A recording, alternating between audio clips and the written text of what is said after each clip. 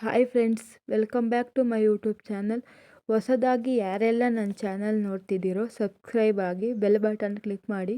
ನಾನು ಯಾವುದೇ ವಿಡಿಯೋ ಹಾಕಿದ್ರೆ ನಿಮಗೆ ಫಸ್ಟ್ ನೋಟಿಫಿಕೇಷನ್ ಬರುತ್ತದೆ. ನೀವು ಮೊದಲಿಗೆ ನನ್ನ ವಿಡಿಯೋ ನೋಡ್ಬೋದು.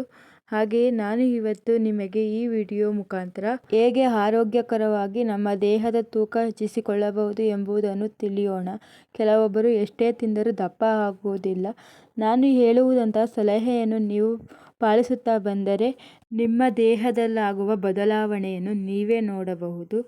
ಚೆನ್ನಾಗಿ 3 ಟೈಮು ಊಟ ಮಾಡಿ. ಜಾಸ್ತಿ ರೈಸ್ ಐಟಮ್ ಊಟ ಮಾಡ್ತಾ ಬನ್ನಿ.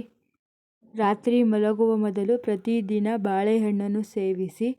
ದಿನಕ್ಕೆ 1 ಬಾರಿಯಾದರೂ ಯಾವುದಾದರೂ ಒಂದು ಹಣ್ಣಿನ ಮಿಲ್ಕ್ ಶೇಕನ್ನು ಮಾಡಿ ಕುಡಿತಾ ಬನ್ನಿ. ಹಾಗೆ ದ್ರಾಕ್ಷಿ, ಗೋಡಂಬಿ, ಬಾದಾಮಿ, ಪಿಸ್ತಾ, ಡ್ರೈ ಫ್ರೂಟ್ಸನ್ನು ಸೇವಿಸಿ. ನಮಗೆ ಡ್ರೈ ಫ್ರೂಟ್ಸ್ ತಗೊಳ್ಳೋಕ್ಕೆ ಆಗೋಲ್ಲ ಅಂದವರು ಕಡಲೆ ಬೀಜವನ್ನು ಯೂಸ್ ಮಾಡಿ. 1 ಕಪ್ ಮೊಸರಿಗೆ 1 ಟೀ ಸ್ಪೂನಷ್ಟು ಸಕ್ಕರೆ ಸೇರಿಸಿ ಸೇವನೆ ಮಾಡಿ. 3 ದಿನಕ್ಕೆ ಒಮ್ಮೆಯಾದರೂ 1 ಮೊಟ್ಟೆಯನ್ನು ಸೇವಿಸಿ.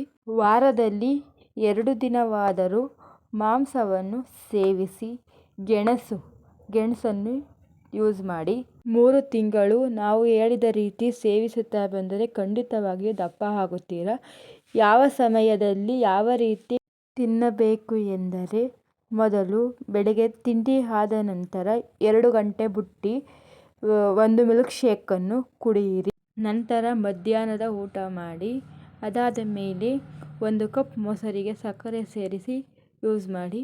ಬೇಕು ಅಂತಂದರೆ ಅದಕ್ಕೆ ಡ್ರೈ ಫ್ರೂಟ್ಸನ್ನು ಹಾಕಿ. ಅದಾದ 2 ಗಂಟೆಯ ನಂತರ ಕಾಫಿ ಟೀ ಕುಡಿಯುವ ಬದಲು 1 ಲೋಟ ಹಾಲನ್ನು ಕುಡಿಯಿರಿ.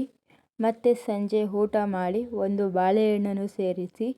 ಇದೇ ರೀತಿ ನೀವು ಸೇವಿಸುತ್ತಾ ಬಂದರೆ ನಿಮಗೆ ಅಜೀರ್ಣ ಸಮಸ್ಯೆ ಕಂಡು ಬರುವುದಿಲ್ಲ.